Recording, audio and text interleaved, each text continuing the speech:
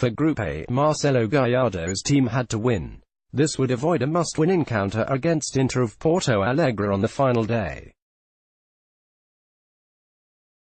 Lineups: River Plate employed a 4-1-3-2 system with Gonzalo Montiel and Fabrizio Angileri starting as full-backs.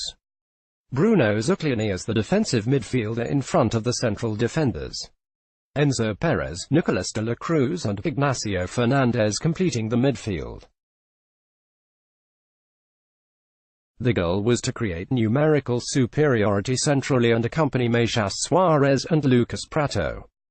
Palestino, however, went with a 4-2-3-1 formation, trying to focus on pressing, creating overloads. This would translate into swift transitions combined with long balls to surprise the rival defense.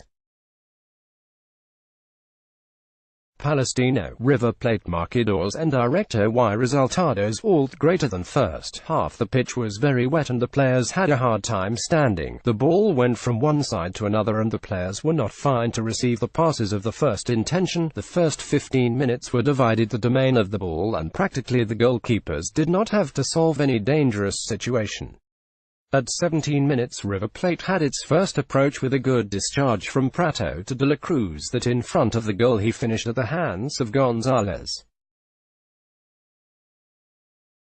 The 21st minute mark saw Suarez substituted after suffering an injury to his shoulder. Marcelo Gallardo maintained the same tactical system even after the introduction of Borre. Javier Pinola parred a great header off Ignacio Fernandez's free kick. Running in behind Palestino's defensive line, they neglected the River Plate defender, making it 1-0 to the Argentine team. Palestino pressed quickly to recover the ball by putting Fabian Almada behind Angileri to cause havoc on River Plate's left. River Plate had their last chance from a corner that Lucas Martinez headed off from an unbeatable position and could have given more tranquility to the team by going into the break with more advantage. The first half ended rather poorly, with Franco Armani being brandished with a yellow card for handing the ball outside the box. Second half: Palestino began with greater impetus in the second half. They looked to win the tie with Passerini as the main threat.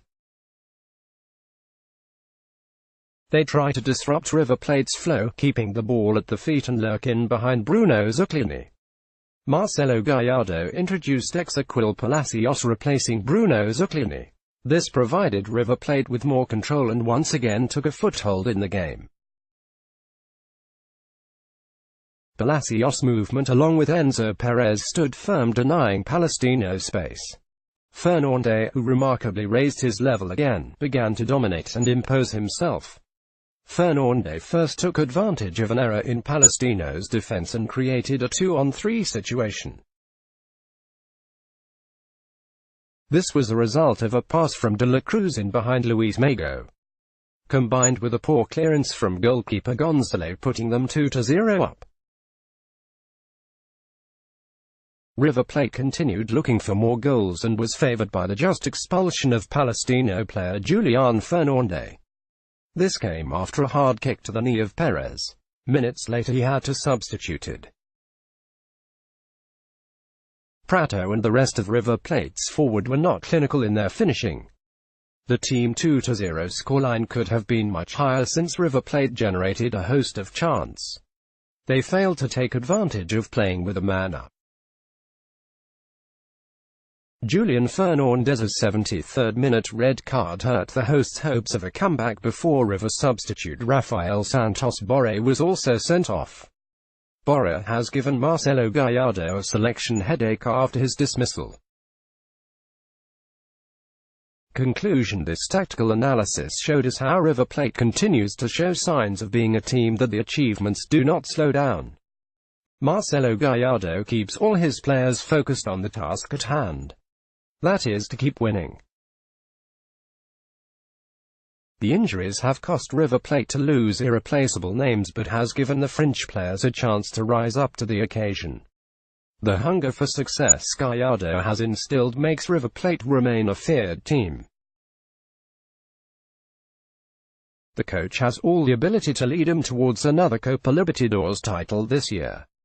If you love tactical analysis, then you'll love the digital magazines from TotalFootballAnalysis.com, a guaranteed 100 pages of pure tactical analysis covering topics from the Premier League, Serie A, La Liga, Bundesliga and many, many more. Buy your copy of the April issue for just 4 liras and 99 cents to see me here, or even better, sign up for a 50 liras annual membership, 12 monthly issues plus the annual review, right here. Pablo Maggio, football lover, obsequious by tactics, free-time writer, River Plate fan. Convinced that 99% of the goals are for defensive errors and not for offensive successes. Latest posts by Pablo Maggio. See all. Let's block ads. Why?